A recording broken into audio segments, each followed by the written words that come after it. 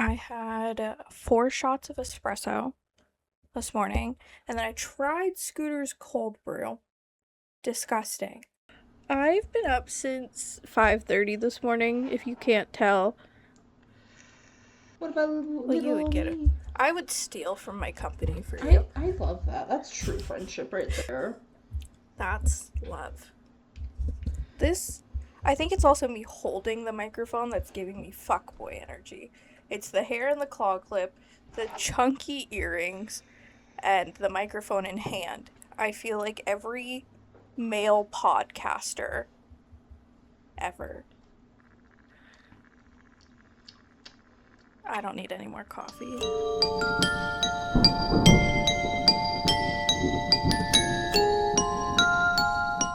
Hello, everyone, and welcome back to the Dearly Departed podcast. I am Alyssa. And I almost forgot to say my name. And I am Kailie. I can't believe I almost forgot to say my name. A mess. I was thinking about you vaping. I was like, yes, add it to the compilation. And the compilation of me coughing in your ear. I deserved that. I deserve all of that. But we changed around our Excel sheet, and I have no idea what you're presenting to me today. I'm in a silly, goofy mood, so I'm ready for your 7-page my paranormal activity of the week. Well, this one's not just straight paranormal. This is it's a location. A location? It's a city. A city I wrote 7 pages on today, guys. So I am... What are we, in school? I am going along with my New Year's resolution of better research for you guys. I am so ready for this. I'm also terrified because I truly have no idea what we're going to be talking about today. Well, buckle on up, buckaroo, and let's dive in. Yes. Alright, I want you to sit back, relax, close your eyes. Now, I want you to imagine standing outside at night. There's no traffic, no voices, just cold air and the sound of your own breathing. Now imagine you're not alone, because today we are in Salem, Massachusetts. Yay! Salem, Massachusetts. It's a beautiful place during the day. You have white houses, historical streets, ocean air. But the city didn't grow naturally. It grew out of suspicion, out of religion, and out of fear so intense it convinced people that their neighbors were no longer human. And when a city is born that way, it does not forget.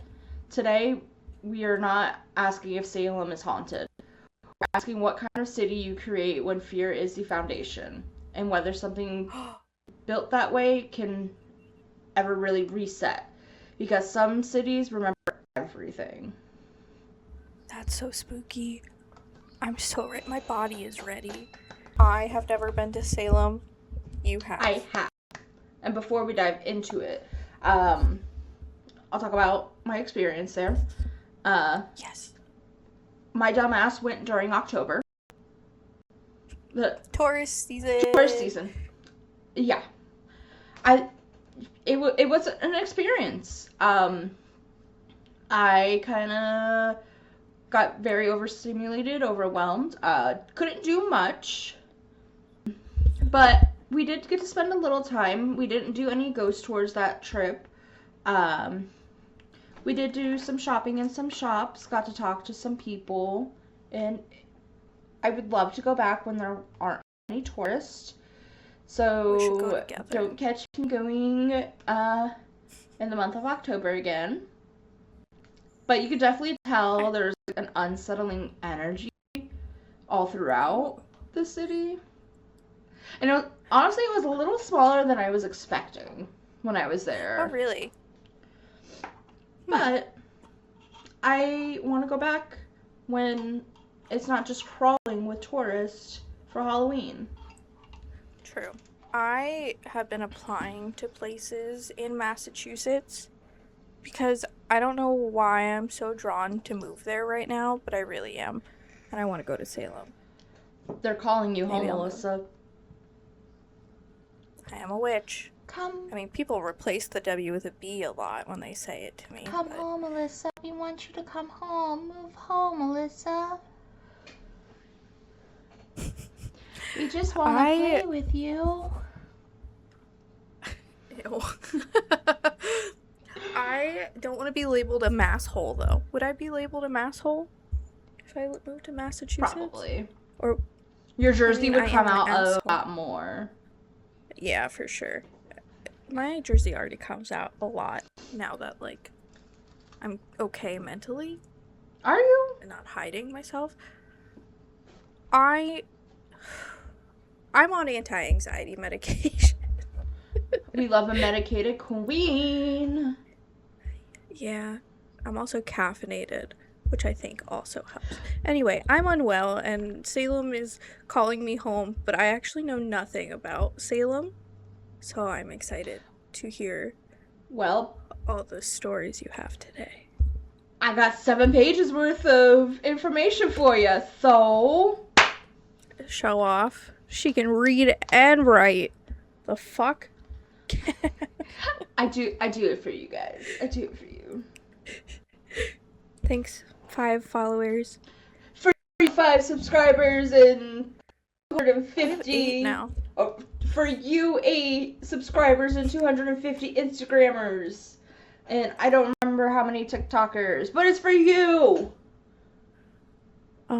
I'm checking right now for TikTok. Okay, I'll pause. 195. And for you 195 TikTokers on the TikTok, on the doing the thing, doing the ooh ooh ooh.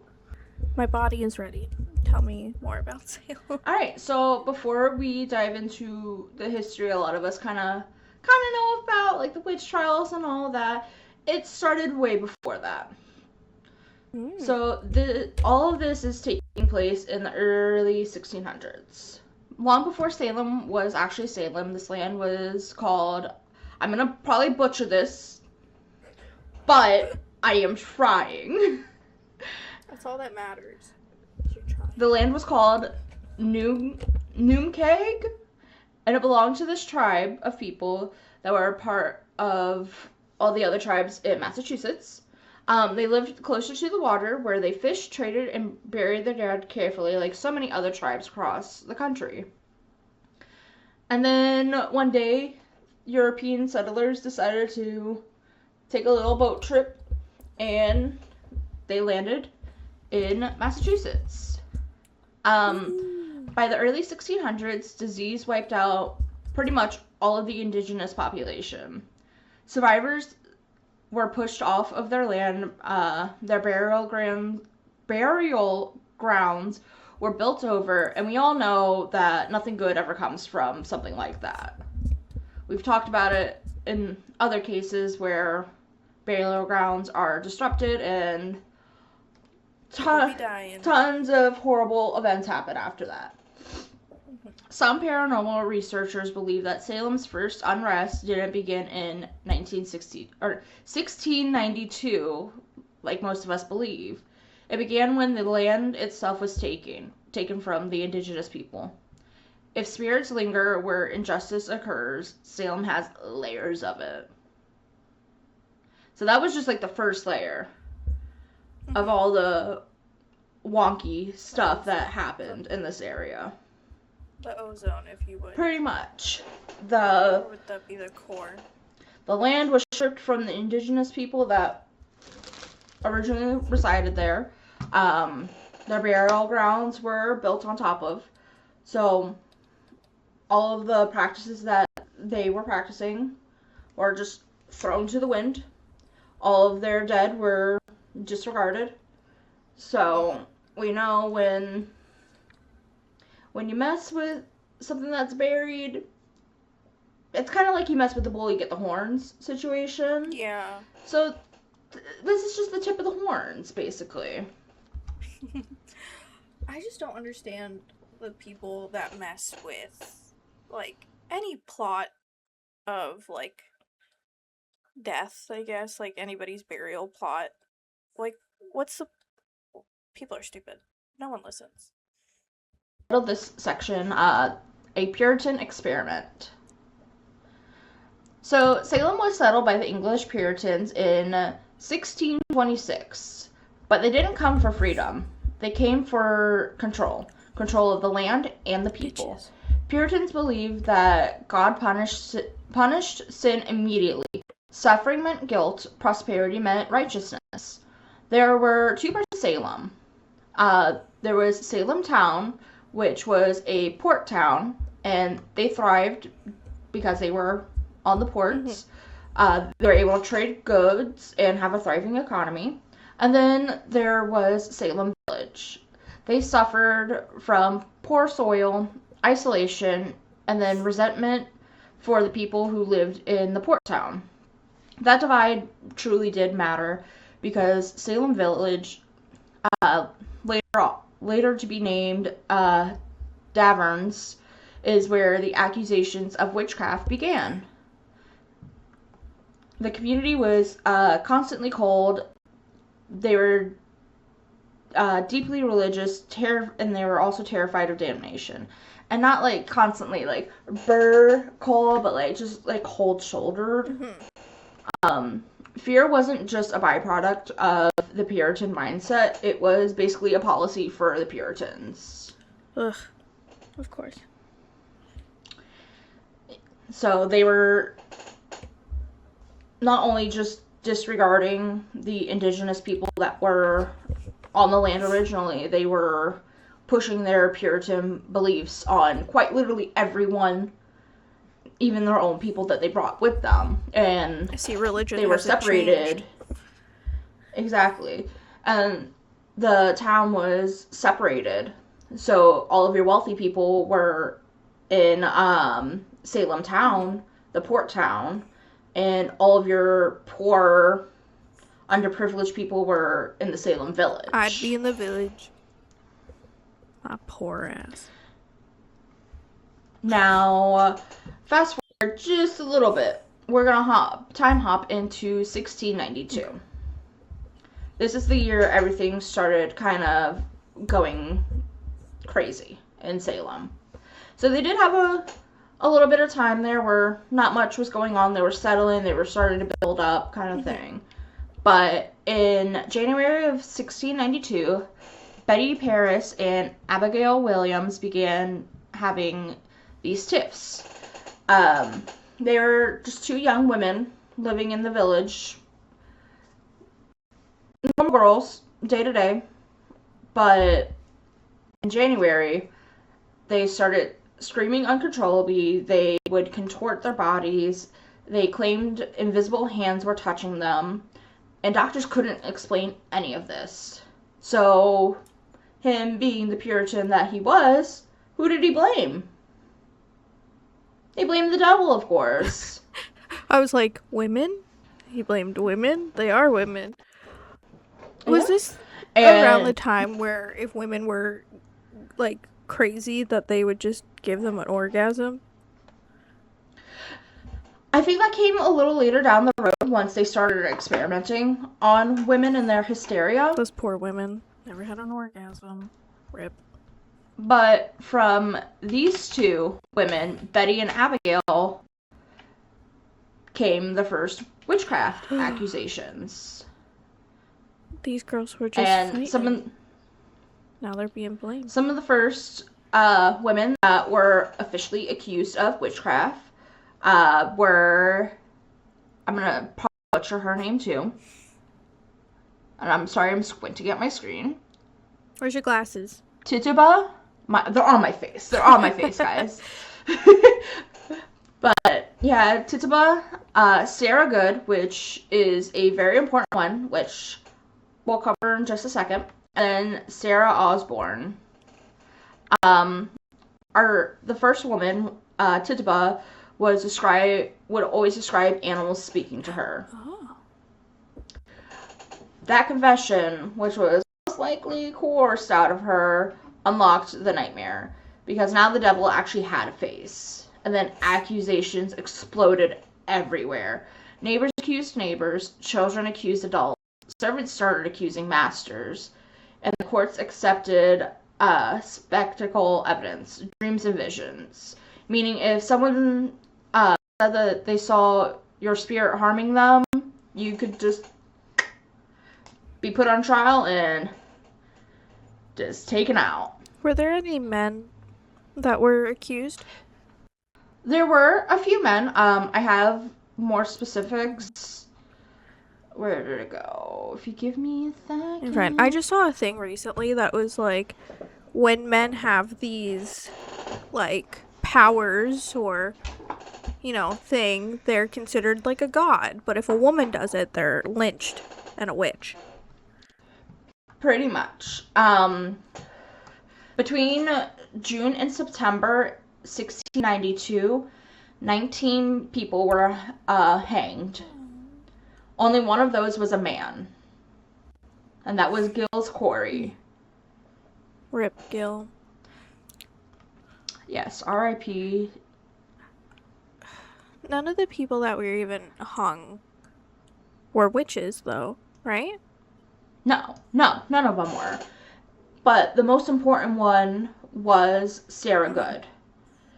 Not only was she the very first woman to be accused of witchcraft, she was also the first to testify in any of these trials. Now, let's get to know Sarah a little more. Sarah lived in Salem Village, and as was stated before, not a great place to live. She broke. Very low class, poverty, all that bad juju shit. But Sarah was not powerful, she was not respected, and she was not protected at all. She was poor and homeless at times, and after further documentation, we found out that she was in fact pregnant during her imprisonment. She was a very socially outcasted person and would go door to door begging for food and shelter and protection from her community, which she did not get. No one wanted to help out Sarah Good. Am I gonna cry right now? Now, with all of that, her not being powerful, not respected or protected, homeless, poor, a beggar, in Puritan, New England, this made her a very dangerous person. They did not like this. If you were not a rich, clean-cut Puritan, you were basically the enemy. She was born as Sarah Solar around 1653. Her father did commit suicide, and after that suicide came a series of legal disputes. He left her money. She was not able to inherit any of that money, and that inheritance just vanished. Oh. She did go on to marry, and she married a William Good, and the couple soon fell into poverty. I really didn't find out what caused them to go into poverty, but looking at the times, probably a little drinky. Well, that's what I can assume. A little what? Or a little drinky, or a bad investment. Gambling. Pretty much. By 1692, Sarah and her young daughter Dorcas, who she also called Dorothy, were begging for food, shelter, anything.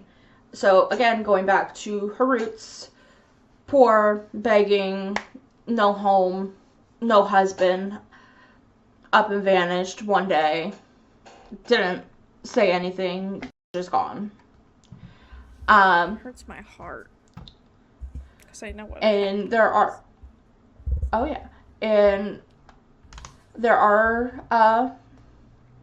people that said when people would refuse Sarah, she would mutter to herself. Sarah. And I know when I'm pissed off, I mutter to myself, but in this time, that was enough for the Puritans to, be like, Witch. That's a witch. Witch. Witch! So, why did Salem target Sarah Good directly? Because they're haters. Again, I want to go back to the Puritan society. They believe that poverty equaled moral failure, misfortune equaled God's punishment, and anger equaled evidence of sin. Did they not read the Bible? So, they read their version. America hasn't changed much. So, again, who wouldn't be angry that they're cold, hungry, they have no one but their kid, no one wants to help their kid? Because I know I'd be raging at that point. Absolutely. And, like I said before, Sarah would go door to door begging for help for her and her daughter. And neighbors testified that after Sarah left their home, bad things would always happen. Whether it be livestock dying, children becoming ill, or the funniest one that I found was butter wouldn't churn. That's a heartbreaking thing as someone who makes her own butter. In reality, these were normal colonial hardships that people faced, but Salem needed someone to blame, and Sarah Good was visible, vulnerable, and already hated, so why not just slap this label right on her and call it a day? People are... Just help the poor girl. If you want Literally. bad things to stop happening to you, which is just karmatic justice at this point, help her. Give her some bread, bathe her child, and tell her to have a good day. Let her sleep in your barn for a night. Let her cuddle with a goat. I'm sure she'd be happy. Let her churn that butter for you, actually. Yeah, maybe she's great at churning butter and you just suck at churning Here's butter. an idea. Ask people questions. Get to love thy neighbor. Oh, I've never read the Bible. I don't know why I'm like, read the Bible. But... I'm sorry. I mean, I'm pretty sure that quote's in there. It is. I'm sorry I'm in such a weird mood today. And, like, giving this my all and hating people. It's okay. Let's hate people together. That's why we're friends. So, all of that was happening in January. Now, let's fast forward to February 29th, 1692. The day that Sarah Good was arrested. On a leap year? Sarah Good. On a leap year. Sarah Good was one of the first 3 women accused alongside the names that I had listed above.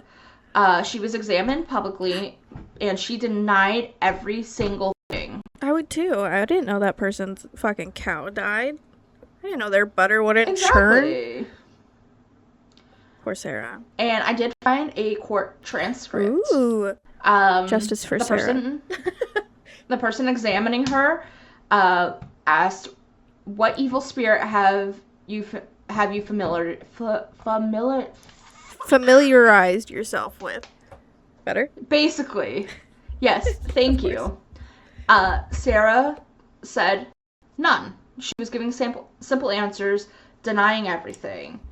Yes, bitch. Have you made no contact with the devil? She said no. While she spoke, the afflicted girls screamed and convulsed. Oh. Are they okay? And the court believed those afflicted girls over Miss Sarah. And then that Mark condemned her for life. These girls spazzed out and they went, Sarah did it. Pretty much. Give these girls an Oscar. Not even. Hang them instead. Honestly, I would be hanging the person that's like spazzing out in the corner. Actually, my boyfriend has epilepsy. I shouldn't say that. Oh. Sorry, Tyler. Now, during examination, officials claim that Sarah had a witch's teat, the mark believed to feed demonic familiars. I'm sorry. What? Yeah. Okay.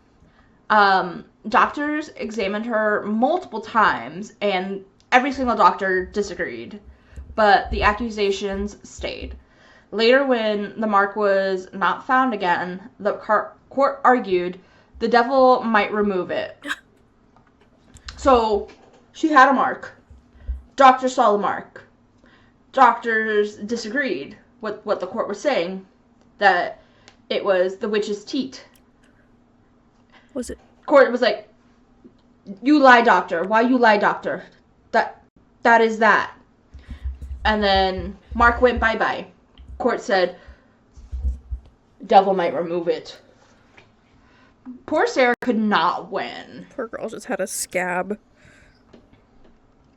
Probably. I mean, It healed. living the way that she was living, probably. Now, do you want to hear about Miss Sarah's last words? Yes, I do. So, as Sarah was led to execution on July 19th, 1692, Reverend Nicholas Noyes reportedly said, "You are a witch, and if you are a witch, you know the devil will take you." Sarah turned to him and simply replied, "I am no more a witch than you are a wizard, and if you take away my life, God will give you blood to drink." Amen. Go, Sarah. This quote is recorded on multiple contemporary accounts, but what happened next is why Sarah Good still haunts Salem. Years later, the Reverend died, bleeding from the mouth, reportedly choking on his own blood. Whether this was a coincidence or not, Salem remembered. Sarah, girl. She's, like, OG manifester. Pretty much. I don't know, maybe, I think she just convinced me that she is a witch. She just didn't know it. That could have been very true. Because, like, if she knew she had that power, abundance. She would have been cursing people. She would have been cursing people left and right. She would not have lived the life that she lived. I was thinking, like, an abundance spell. Like, she just magically comes across, like, a whole farm and was like, here you go, Sarah, these are yours now. And she'd be like, sick, Exactly. thanks. But, like, I don't really blame her for saying what she did. And I truly do think it's just karma got his ass. Leave the girls alone. But it gets a little more interesting. I still want to talk about her execution a little more. Oh, yes, please tell me what. Because it wasn't just an open shut kind of thing. Did they try to hang her and she lived? Sorry, am I jumping the gun? No, she did not live at all. Oh. While Sarah was hung, she was also pregnant. Oh. They knew there was no mercy shown. And later on down the road, little Dorothy also died. And she died in jail. They put the baby in jail? Like her daughter? Yeah. Yeah, pretty much. Sick bastards. Sick. Anytime they'd accuse a woman, they'd also take the daughters. There was no family to return any bodies to. So they just kind of dug a ditch and threw her and the daughter in there. There were no grave markers, and she basically just vanished into the ground. Huh. Yeah. Now, I do want to talk about her daughter, Dorothy, a little bit. Dorothy was only about 4 or 5 when everything was going on. Little baby. Dorothy was in that jail for 9 months. And suddenly the father came back around to testify. And he said she was very chargeable, having been ruined in her understanding. What the fuck? Now, in modern terms, Dorothy suffered permanent psychological damage that was never recovered. Well, yeah, she was 5. Her mother was called a witch and then got murdered. I would be fucked up in the head, too. Why am I mad for these people? Yeah. We still have a couple more pages to go. Okay, I'm ready. We're rolling. Now, let's talk about some paranormal stuff. Yes. Let's talk about the paranormal legacy of Sarah Good. Our queen. Psychics and investigators claim that Sarah's presence can still be felt in Salem. It's angry but not violent, loud but unfocused. Like someone is still trying to defend her. Some EVP sessions nearby have been known to catch phrases like, "I said no, they lied." Sarah Good never confessed, never begged, never repented, and Puritan belief that made her soul dangerous. So they were just terrified of this woman, basically. I bet you it's because she was hot. Probably. I mean, I haven't really seen many photos or like paintings of Miss Sarah, but I don't think they would have any photos of her, given that it was hundreds of years ago.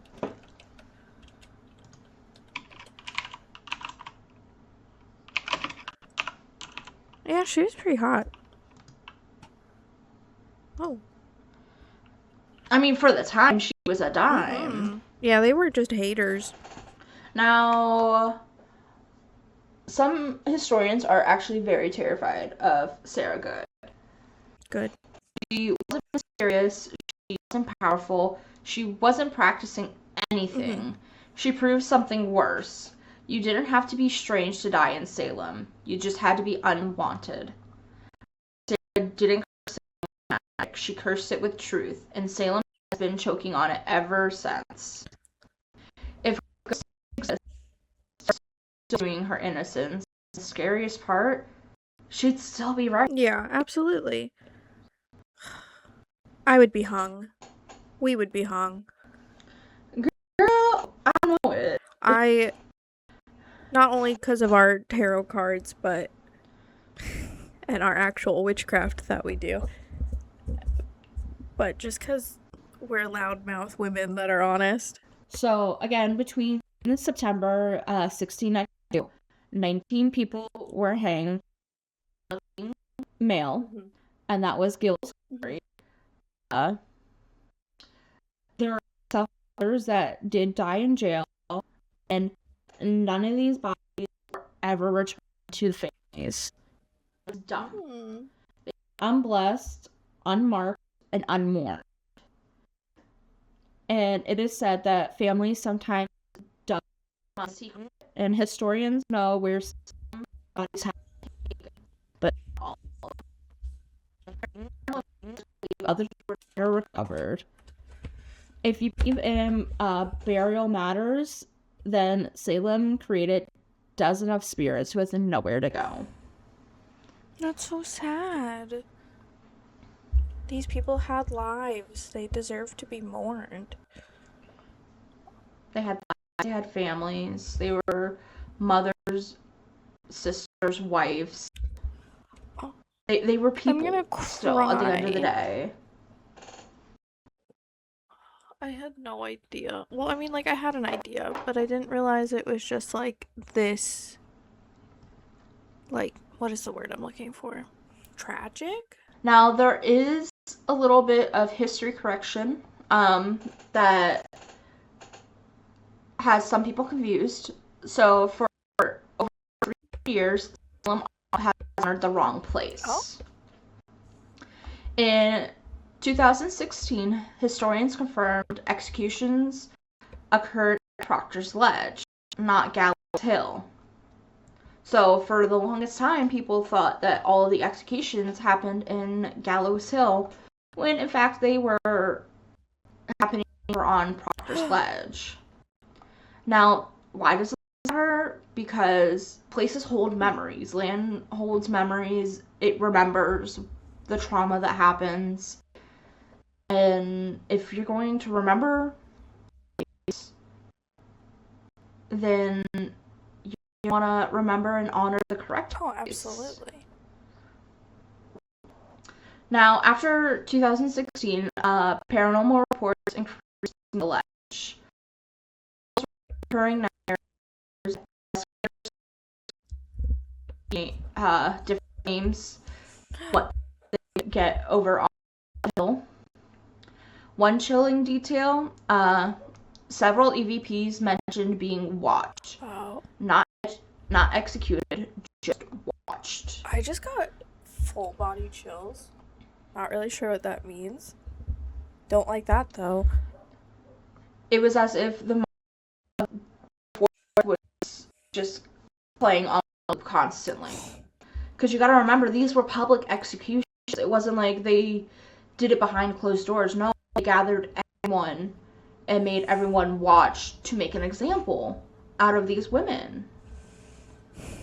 That's so disappointing. Imagine you're standing there and there's just people gathered watching you. I get nervous talking to my camera for this podcast, let alone getting hung in front of hundreds of people. Like, that must be so humiliating, and especially being accused of something that you didn't even do. I'm like mourning these women right now. I feel so many emotions. I'm just gonna start my period soon. And I can definitely tell you from being in that city, like, still to this day. Did you get to go to either the Proctor's Ledge or the gallows? I did walk around the Gallows Hill area. I did not get to go over to the Proctor's Ledge. Did you feel anything at the gallows? Or now, during that time, I had closed myself off a little more spiritually. So I didn't pick up as much as I would have wanted to when I was a little younger, or myself now that is more open to it. And I girls trip and see if I can pick up something else. Oh, absolutely. What if we move there together? Girl, like that. I love New England area. Oh, God. Oh, should we both get jobs there? What if we open a bakery / coffee shop / bookshop / podcast room? One in 100. But I'm down. I'll draw up the business plan. Alright, perfect. We're already business partners. It works. So, what happened after the witch trial? Yeah, what happened? So, after 1692, Salem, try to forget, it became one of the wealthiest ports in America. Sailors traveled the world out of here. Spices, silk, porcelain filled the city. But tragedy did follow. What's going on in Salem today? So today, Salem embraces witchcraft, but the people of 1692 were witches. These were victims. Psychic skills conflict. Celebration layered over joy. And that not with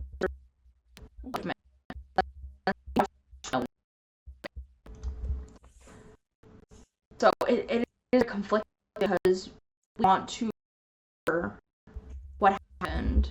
There are celebrations layered over all of this trauma. There are joyful things over execution sites. Yeah.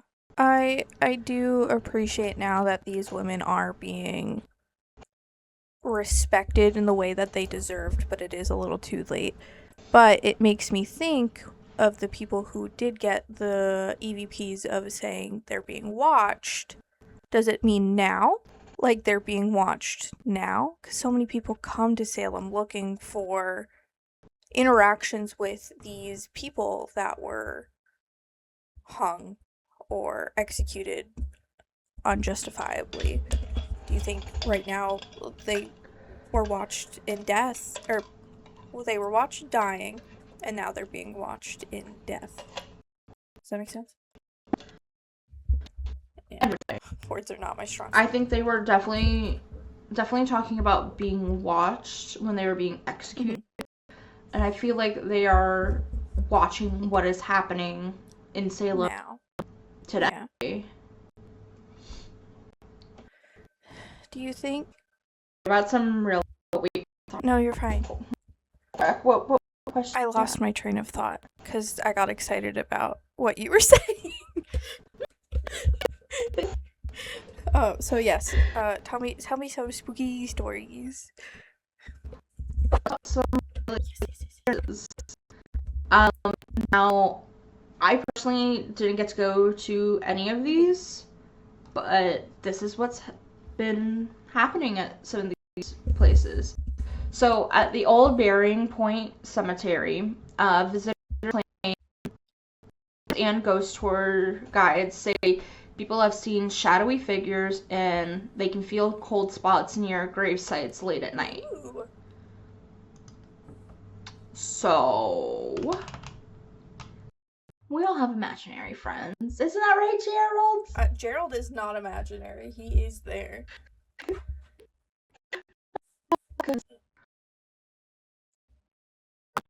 The Hawthorne Hotel. There's its own episode, which I will be putting on to the 1.5. A ghostly woman in white walking the hallways. There's claims that furniture moves on its own and unexplained noises occur in 2 rooms. And that would be room 325 and 612. Some claim a mysterious presence turns a ship's wheel in the hotel's restaurant. So I looked at the restaurant's hotel and they had like Mm-hmm. and if you have like a ship museum, have been on a boat, it's not the easiest thing To turn. Yeah. So like or like a fake. Yeah, they can't just blow it. Those kinds of wheels. Kickity. That gives them hope. Yeah. Do you think it's someone that manned the ship, or they just want to be noticed? Either or. We'll have to go and find out for ourselves. Yes. All right. Now, another situation. The Salem Inn. Guests report hearing disembodied footsteps in empty hallways, cold breezes, and voice with no visible speakers. See the spirit child playing, laughing nearby. That would send me into psychosis. Could this be one of the children from one of the hanged women? Or is it just some random child spirit? We'll have to go and find out ourselves. Now, the House of Cells. A woman in the upper floor window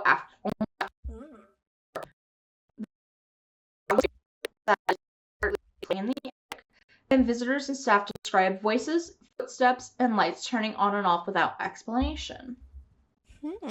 So that is also another one. Maybe I'll do a 2-part with the House of 7 Gables and Hawthorne Hotel. Haunted Hotels of Salem, Massachusetts. Which would probably be just about all of them. And then an old burying cemetery. Let me say that. Murphy's Pub, an old burying point cemetery. That was a mouthful. But staff and locals describe seeing a woman in a Victorian blue dress near the cemetery behind the pub.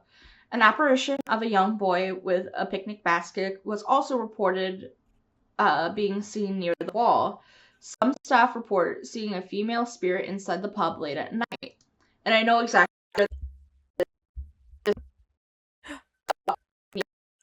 I personally didn't see anything.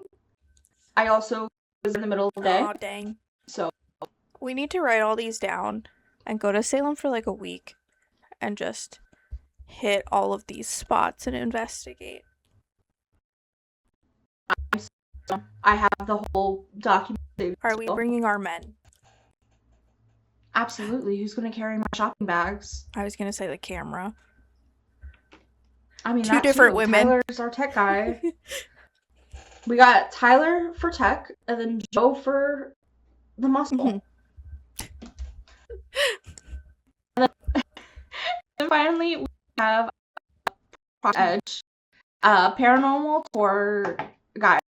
Claim visitors feel very heavy, sorrowful energy at night while doing these tours.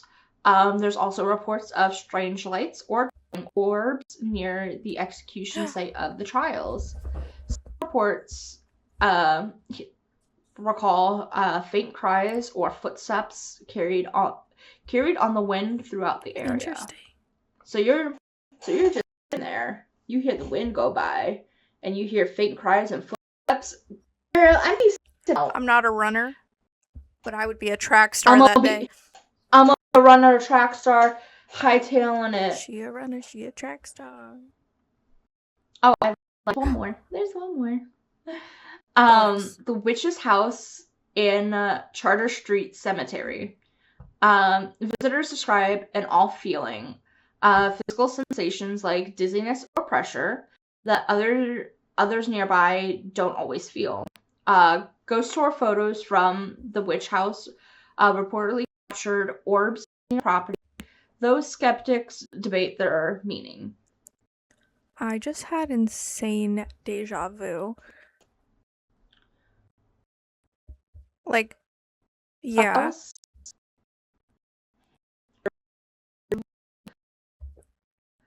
From the witch house? I don't know. I think I had like a weird dream last night of you talking about the witch house. That's kind of weird because you had no idea what I was talking about today. Like all the way up until we sat down and hit record, you thought I was pretty much doing the Sally house. I knew you weren't doing the Sally house because we talked about you not doing the Sally house last night. But I think Sally is more up your alley. Yeah, probably. That's so weird. Are we becoming spiritually connected every day? Probably. I don't know. I've had a lot of intuition premonitions lately. So that I got goosey bumps again. Got the goosey bumps. Ooh. 111. Ooh. Okay. All right, and to close this out, Salem is a city that never truly apologized. They didn't say I'm sorry until centuries later, but by then the dead were already gone, or were they? Because if ghosts truly do exist, they aren't here because of magic. They're here because no one listened to them the first time around. Salem was never haunted by witches. It was haunted by fear, and fear, once learned, never truly leaves. Mm-hmm. If you walk Salem at night and the streets feel crowded, you're probably not just imagining it. I got Mic drop! You should be a writer. Girl! That Florida education. We really need merch just for us that says Florida education. Get on Canva and design it. It has to be. And stay spooky. We need stay spooky merch. We'll put spooky on the back. Oh, or on the sleeve. Girl, get it flowing and whip it up, and I'll get it made. I'm too creative lately. I'll buy it. I'll make it for both of us. But that concludes our trip to Salem, Massachusetts. Not our last trip, though. We will be back for you. Yes, we will. Because you have so much more to unpack, and we are here to unpack it for you. Absolutely. And I feel like every time we talk about a location, I just want to go to it. Like, you can tell me all of the gory details or spooky details, and I'm like, yeah, I want to go there. Like, I want those little melon heads. I guess I-4 we won't go to. We've already been there. We've already been on I-4 countless times. And then I've also the places I've covered I've been to. So, but I'll go back. That was Salem, Massachusetts. Thank you for informing me of Sarah Good. Like, I knew of her. I knew she was a witch, but I didn't realize it was this intense. She was not a witch. She was not. Sorry, witch. let me rephrase. She was accused of being a witch. I knew she was associated with being a witch. That's what I meant to say. See, look at me. I'm no better than the men back then. It's because my mic is in my hand. There's so much more. We'll definitely revisit this topic and the witch trials again. So thank you for indulging us. And one day, Salem will be there. I also find it kind of funny that I did this episode in January. Yeah. And all of this started in January of 1692. Maybe we should look out for in July, the day that she passed. Maybe something will happen. We should celebrate her. Do we have an episode coming out that day? Oh, it's on a Sunday. We could do a short, though. Do a TikTok or something. But, yeah. Should I outro us? Did you ghost tube? Or do you want to do that on private? We can try it real quick. If anything, I can cut it. So, right now, we are going to do a little experimento. Alyssa, do you want to talk about this, since it is your daddy issues? My daddy issues. So, today is my dad's 63rd birthday. Nope. He died when he was 64.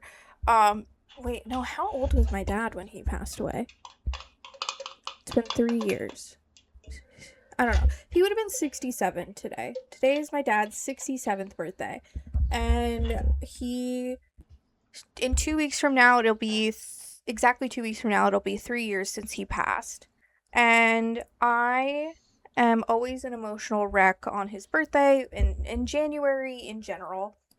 Not including the fact that I've lost my job in the last week and had to start a new one. Happy 2026, everybody.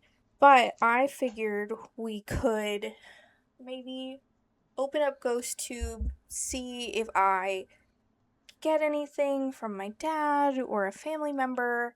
But we definitely have to set intentions. And because I don't think we talked about this on the podcast, but I did catch an orb by his urn, because I do have half of his ashes. It's a really cool video. You get that. But yeah, I do miss my dad a lot, but I'm in therapy. Grief is weird. Let's see if he has any messages for you. GhostTube is being stupid right now, though. Should we try the pendulum? The pendulum? Sure. Do you want to use mine? Or do you have yours readily accessible? I do have mine readily accessible.